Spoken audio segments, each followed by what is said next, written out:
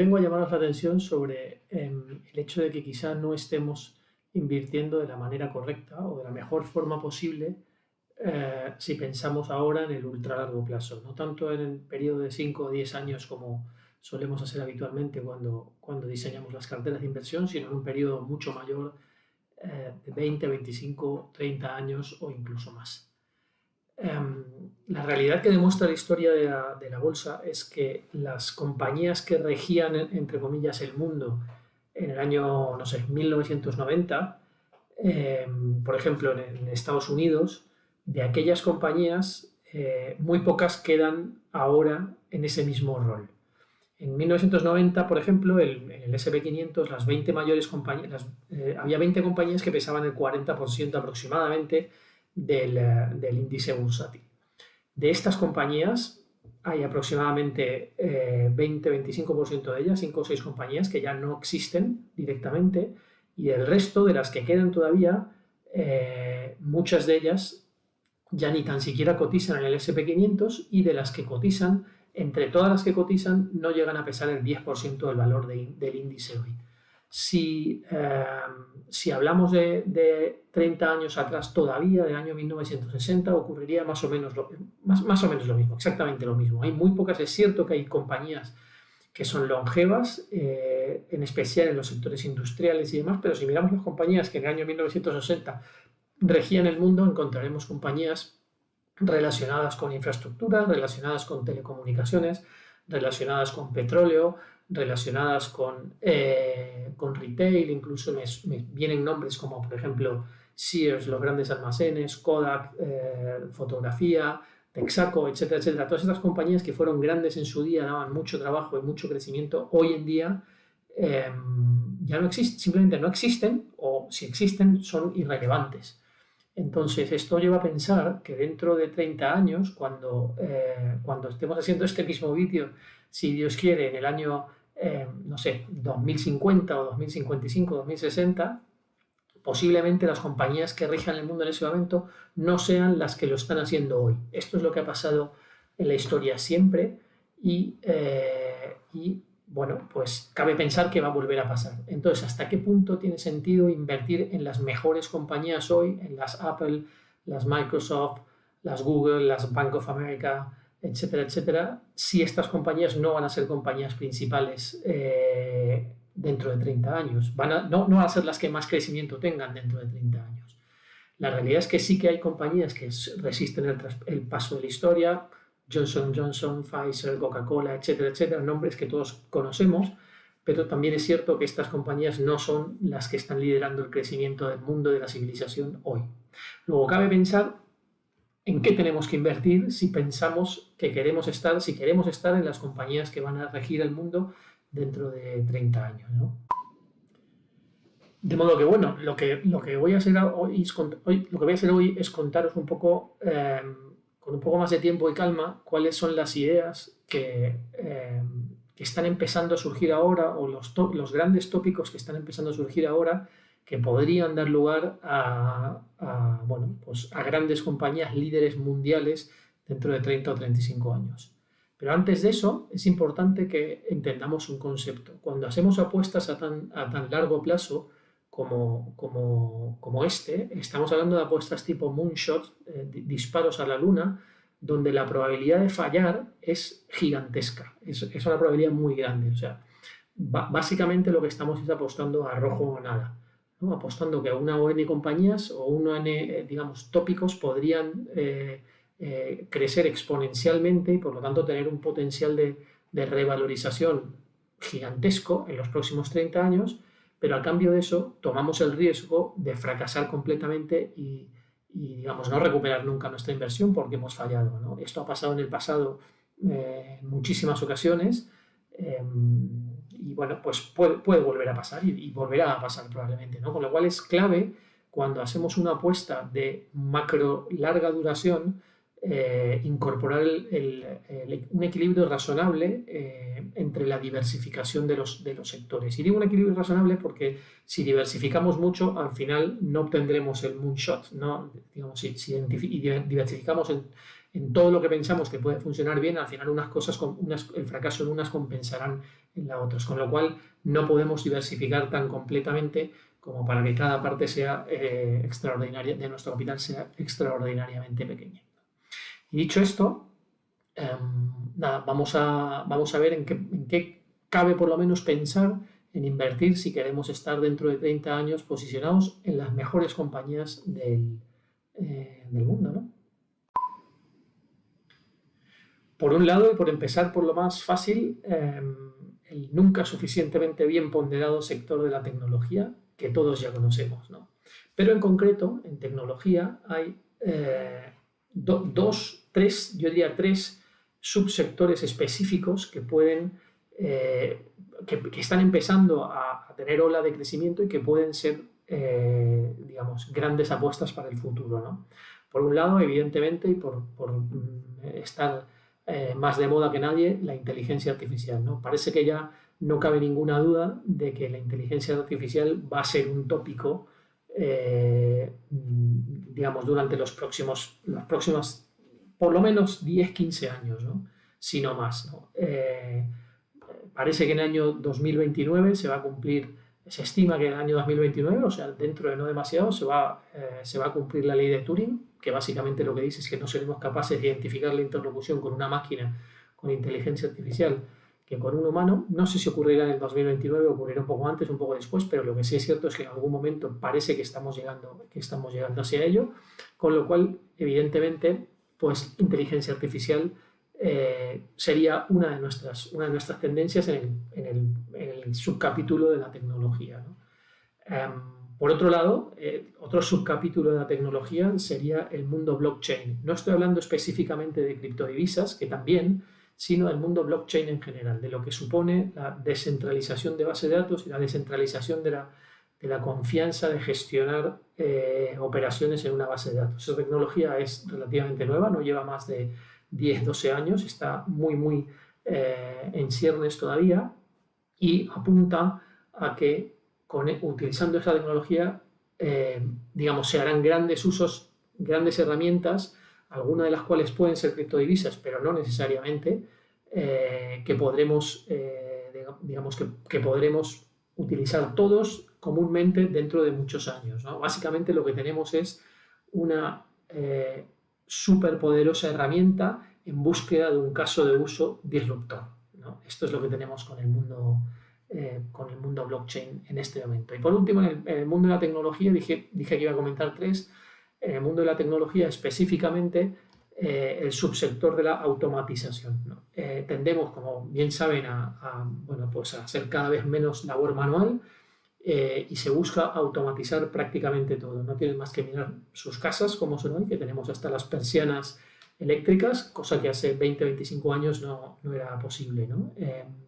Tercer subsector, automatización, no solo en el ámbito obviamente empresarial, sino también en el ámbito doméstico, ¿no? Entonces, cabe pensar que queda mucho camino por hacer en el punto de la automatización. Piensen en coches que conducen solos, casas que se regulan solas, fábricas que operan solas. Estas cosas ya están pasando, todavía estamos lejos del punto de madurez máximo aquí y por lo tanto queda mucho camino por recoger, ¿no? Resumiendo, en tecnología, tres grandes tópicos que serían la inteligencia artificial, el blockchain y la automatización.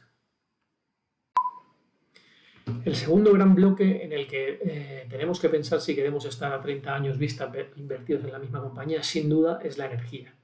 En concreto, en dos subtópicos a su vez. Por un lado, el almacenamiento de energía y por otro lado, la generación de energía limpia y barata y prácticamente inagotable, ¿no? En el primer punto, tenemos que pensar básicamente en almacenamiento de energía en modo pila, en concreto en pilas de hidrógeno y este tipo de tecnología, y también en el almacenamiento / generación en toda la tecnología de microgrids, que son, probablemente no hayan oído escuchar antes de esto, pero bueno, son tecnologías que lo que permiten es tener una mini central generadora y distribuidora en nuestra urbanización, en nuestro municipio, digamos, en nuestras zonas locales, con energías con fuentes de energía de diversos tipos y que son, por decirlo de alguna manera, independientes de la red, ¿no? La miniaturización, automatización, etcétera, de la tecnología nos está permitiendo hacer esto cada vez más asequible y bueno, pues ahí está, en ciernes, ¿no? Hay muchas compañías trabajando exclusivamente en estos dos tópicos, tanto en almacenamiento, generación de pilas y demás, que tiene, bueno, pues tiene una complejidad grande, y también en la parte de los microgrids, ¿no?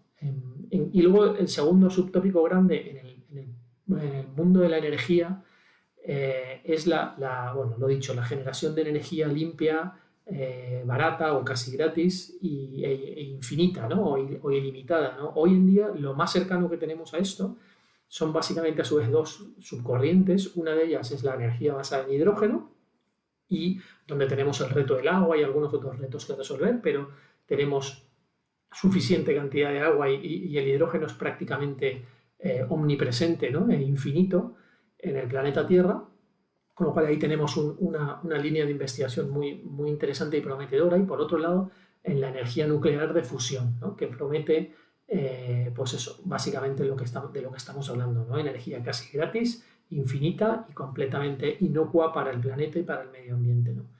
Así que desde el punto de vista de la energía tendríamos esos dos subcapítulos: el almacenamiento por un lado con los microgrids y las pilas de hidrógeno, etc. Por otro lado, la generación de energías completamente limpias, ¿no? En estos dos subtópicos tendríamos que fijarnos para invertir a 30 años vista. Como tercera palanca de inversión a ultra largo plazo, yo diría que tenemos el sector de salud, ¿no? En concreto, a su vez, lo vamos a también dividir en dos subtópicos, ¿no? Por un lado, la necesidad cada vez más clara y evidente de medicinas y tratamientos personalizados que tienen que ver con el ADN, con tecnología capaz de diseñar un tratamiento específico para una sola persona y que no sirve para otros, y la generación de todo el valor, todas las medicinas y todos los suministros para esta persona en concreto, y que sea eficiente en coste, tiempo y demás. Y por otro lado, toda la corriente de medicina barra tratamientos, diría, orientados a mejorar la longevidad o incluso revertir la ancianidad, por decirlo de algún modo, ¿no? Cosas que parecen ahora mismo de ciencia ficción, pero que sin embargo se están probando ya habitualmente en laboratorios, en animales, incluso en algunos países asiáticos. En Japón se empiezan a hacer reversión de edad cronológica de los tejidos en algunos órganos pequeños, etc.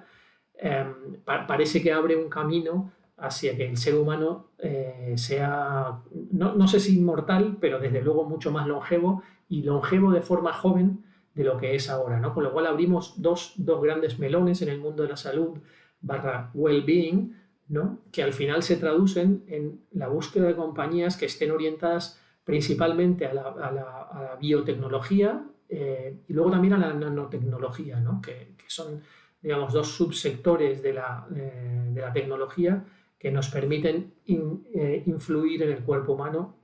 Pues con la nanotecnología conseguiremos vacunas específicas para una única persona, ¿no? Que van a un tipo de células determinados, etc. Y con la biotecnología pues aprendemos a modificar genéticamente o como sea la resistencia de nuestras células, ¿no? Con lo cual aquí lo que tendríamos es que buscar este tipo de compañías, ¿no?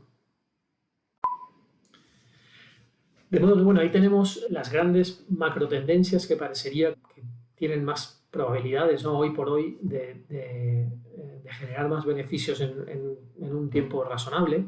Y no me quiero despedir sin introducir un último concepto.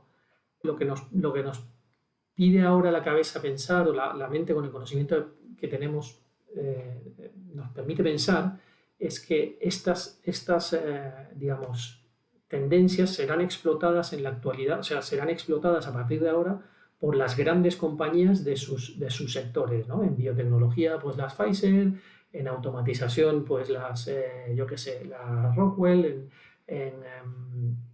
no sé, en otras áreas, pues las grandes compañías, las Google en la inteligencia artificial, Meta, etcétera, etcétera, ¿no? En realidad lo que demuestra la historia es que esto no es así. Lo que ocurre es que cuando hay digamos, suficiente potencia dentro de estas compañías para generar digamos, un proyecto lo suficientemente relevante como para tener capacidad de cambiar el mundo en un área específica, lo que ocurre es que se separan las compañías, se hacen spin-offs, ha ocurrido en el pasado un montón de veces y comienza, digamos, su andadura como una compañía independiente, ¿no?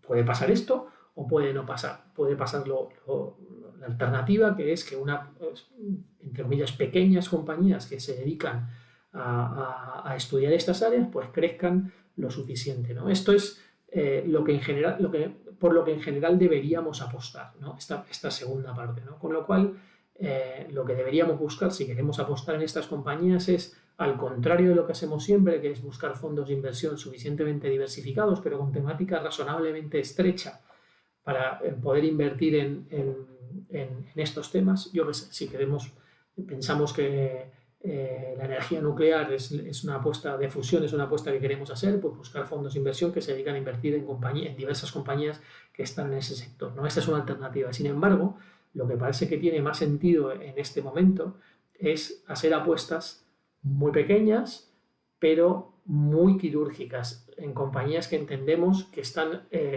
trabajando exclusivamente en este tópico en concreto, y armar una pequeña cartera o gran cartera, lo que podamos, digamos, lo suficientemente bien diversificada en sectores, pero no en productos. Apostemos por compañías concretas que estén trabajando en nanotecnología, o que estén trabajando en pilas de hidrógeno, o que estén trabajando en extracción de, yo qué sé, del litio para las pilas de hidrógeno, etcétera, etcétera, que nos permitan apostar por ese sector concreto, y si acertamos, estemos ante una apuesta de en 30 años multiplicar por 2.000, 3.000 o 4.000 el valor, y no hacer un 10% anual o un 15% anual, que no está mal. Pero lo que buscamos, no nos olvidemos, son moonshots, ¿no? Con lo cual, entiendo que no deberíamos pensar en apostar por grandes compañías que sean capaces de hacer este trabajo, sino por pequeñas compañías con una capacidad de investigación, de desarrollo, de implementación y luego crecimiento que nos permita, si acertamos con la tendencia, hacer digamos, una gran diferencia en nuestro capital. Y bueno, esto es todo lo que quería contarles y espero que haya sido útil y nada, mucha suerte y hasta la próxima.